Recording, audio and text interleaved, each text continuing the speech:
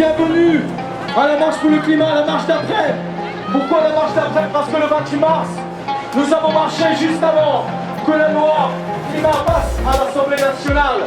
Et à ce moment-là, nous sommes descendus dans la rue pour rappeler aux députés, notamment de la majorité d'En Marche, que nous ne sommes pas dupes, que nous les surveillons et que nous comptions sur eux, en tout cas que nous allions faire pression pour que cette loi soit à la hauteur de l'histoire, à la hauteur de l'ambition. Et alors, qu'est-ce qu'il en est aujourd'hui? Il n'en est rien. Ils ont trahi. Ils n'ont rien écouté. Elle est en dessous de tout. Elle est complètement en dessous des accords de Paris et des objectifs de réduction des gaz à effet de serre qu'on s'était fixés. Donc aujourd'hui, au lieu d'avoir un président qui était censé montrer le chemin sur la transition écologique, souvenez-vous de ces grands discours, Make the planet great again, etc. En fait, au contraire, on a un président qui est en dessous de tout, un gouvernement qui est en dessous de tout. Donc on est là pour rappeler que nous, on a des solutions qu'on porte là dans les mouvements sociaux, dans les mouvements écologistes, que par ailleurs on sait articuler urgence écologique et sociale, qu'il faut arrêter de les opposer et que voilà, il faut maintenant écouter parce qu'il y a des millions de vies en jeu.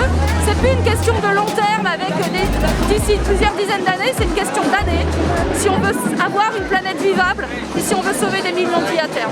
3/4 de la population en Afrique subit déjà les conséquences du dérèglement climatique. Dans 20 ans, voire dans 50 ans peut-être si on a de la chance, un tiers de l'humanité sera forcé de partir de là d'où elle vit, car là, l'endroit où elle vit sera devenu inhabitable. C'est ça la réalité du changement climatique. Chaque demi-degré de réchauffement conduit à une augmentation des risques de conflit de plus de 20%. Le changement climatique, c'est des risques de guerre. Le changement climatique, c'est ça aujourd'hui. Ceux qu'on a élus pour nous représenter, oublient l'essence même de leur fonction. Ils ont oublié que derrière les chiffres, derrière les diagrammes, les amendements, les lois, il y a des gens. Que quand on parle de rénovation thermique de bâtiments, on parle de gens qui sont parfois obligés d'appeler le SAMU parce qu'il fait trop froid chez eux l'hiver. Que quand on parle de réduire nos émissions de gaz à effet de serre de 40% d'ici 2030, on parle d'un monde à 4 degrés vers lequel on est déjà en train de se diriger. Ne soyons pas naïfs. Le gouvernement sait ce qu'il faudrait faire. Les députés savent ce qu'il faudrait faire. Pourquoi est-ce qu'ils ne le font pas? Parce que le rapport de force n'est pas encore suffisamment en notre faveur. Ce ne sont pas ces gens-là qui vont changer le monde. C'est nous qui allons changer le monde. Il ne faut pas simplement leur faire comprendre, il faut les remplacer. C'est une urgence vitale. Il nous en faudra des alliés, des prudents et des fous alliés pour pallier un monde sans piliers, péter la portée, éparpiller les cendres.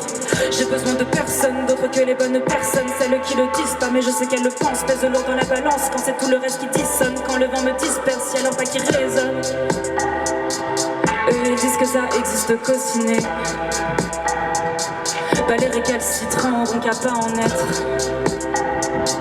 Je les vois tes yeux couleur forêt calcinée. Si tu me dis que tu le veux, dans ce cas on s'y met. Je suis désolé, et je ne veux pas être empereur. Avec moi tes faiblesses seront jamais des aveux.